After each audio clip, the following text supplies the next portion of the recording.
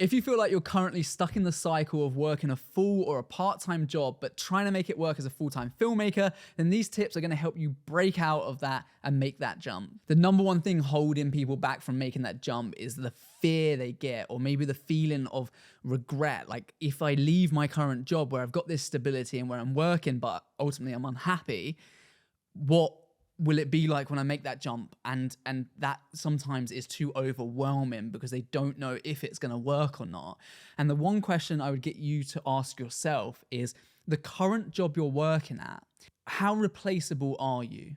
And can they have you back, next week, next month? Would they take you back? Because if you're doing a really good job at your existing job, I would guarantee that if you left to follow your passion and let's just say it didn't work in 3 or 4 months' time and you needed to go back to that job, if they could take you back, then there's almost like no risk because you can walk back in, top up some more of your money and maybe try something else. Now, for most people, it's just about making that jump. When you're a sink or swim mindset, you are going to swim, right? Because otherwise you're just going to drown. So often when people make that jump, they do make it work because they have to make it work. And it's just that push. But if it doesn't, and it's that fear that's kind of keeping you stuck where you are, then ask yourself that question.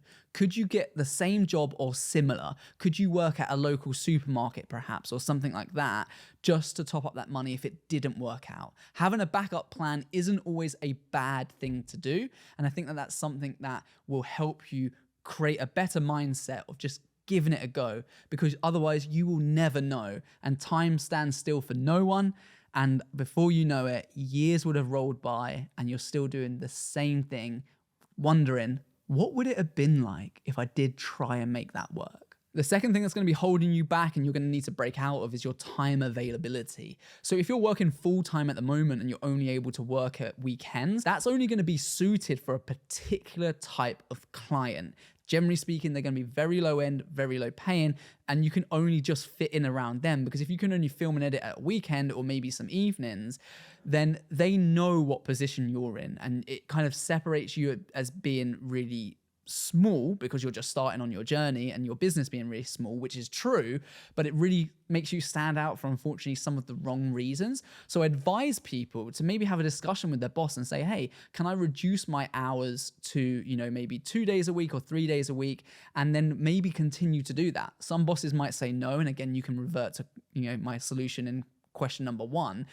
But if that does appeal to you and you're currently working full time, then start to reduce your hours. And if you're part time, then my next tip is going to be really helpful for you to actually get rid of that job completely. You need clients in order to grow your business and actually make it more of a no-brainer to go down that route. But the fact that you're working full time and you have those time management issues is going to be a bit of a trouble, because with people who are working part-time, what they often overlook is the importance and the amount of sales you need to do to drive clients. So if you're doing this full-time, you're generating quite a lot of sales because you're putting in so much work in the sales pipeline. That's phoning people up, that's going to events, that's emailing people, DMing people, all of these things. But if you're working part-time, you're limited to the hours that you have available to try and grow your business. And that might be leaving you feeling a bit stuck, like I don't really have the work coming in that would make this a viable full-time career. But if you made that transition, you would have more time to do sales and grow your business more. So time blocking is a really effective way to make use of the time you've got. So block out your time for work. Then when you get home, block out hours where you can actually be working on your business and what you're doing for that business as well. So block out an hour in the evening for lead generation on a Monday. On a Tuesday, you could block out an hour for DMs or cold emails. You could block out a Saturday for going to an event to go and talk to businesses, and so on and so forth. So you can start to structure this time a little bit better. But it's often the fact that you're part-time means you feel like you can't go full-time because there's not enough work there, but really you're not doing enough sales because you're not being as useful or resourceful with your time as you could. So time blocking will really help with that. You probably know people who are exactly like this. They go to the gym because they want to get fitter, and they go to the gym for a while, then they stop going to the gym and they put on a bit of weight and they go back to the gym. They can just never really get out that cycle. That's kind of what's happening with you and your part-time job at the moment. And that often happens because clear goals aren't set. I want to go to the gym to lose this much weight by a certain time. And it's the certain time bit that actually puts the element of pressure on. So what I want you to do now, this is a completely actionable phase that you can take away right now, and create 5 goals. What are your steps to breaking outside of the working employee environment at the moment? What does that look like for you? What are the 5 steps that you're going to do right now that's going to get you one step further to achieving that goal of becoming a full-time filmmaker?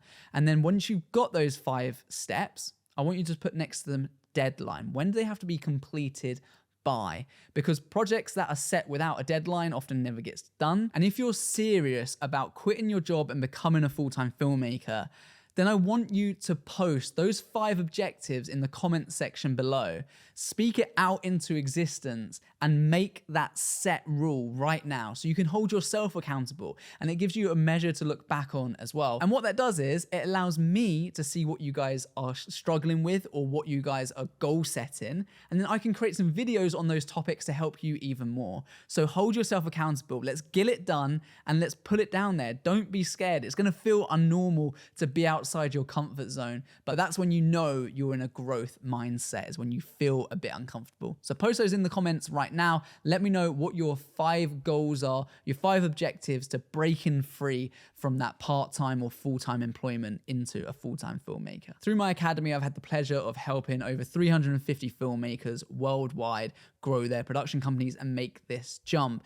And something that quite a few of them have said to me that they found the importance around when making that transition is actually just being in a community. Now, whether that's a free community group on Facebook or whether that's a paid for community group like the Perspective Academy, it's surrounding yourself with like-minded people who are all trying to grow their businesses to the next level. And it also means there's a lot of work opportunities that get passed. For instance, in the Perspective Academy, we've easily passed over $15,000 worth of work. Inside the Academy group, there's always work being passed, and we're talking thousands of dollars worth of projects for people all over the world as well. So it's a really nice collaborative environment. But what it does is it gives you another opportunity, another revenue source to work white label for other people and start to really listen to them and understand how they run their businesses and get advice. And it provides you with obviously cash and money as well. And then beforehand, you'll be in a position where these people are wanting to use you more and more because ultimately they trust the work that you do. You no doubt do a good job and they're happy to keep passing more work your way. And that's something that I see happen time and time again. Just having that ability to surround yourself with people like that is such a huge opportunity that you should take full advantage of. If you're intrigued to know more about the Perspective Academy, I'll obviously link it in the description below, but there are other free websites out there or other Facebook groups that you can get involved in and just have a little look. But it's all about getting out there, getting your name out there, collaborating with people, and again, more work will come to you as a result of that, making that jump to full-time filmmaker so much easier. Now, I could sit here all day and talk about the amount of things that have changed our business over the years, and that's what this channel is ultimately about. So if you want to know 10 more secrets to running a production company that's going to really help propel you into 2023 and have the best success ever, then click on this video right here, take a look, and don't forget, hold yourself accountable. Let me know in the comments, what are your top 5 objectives to becoming a full-time filmmaker? See you next time. Peace.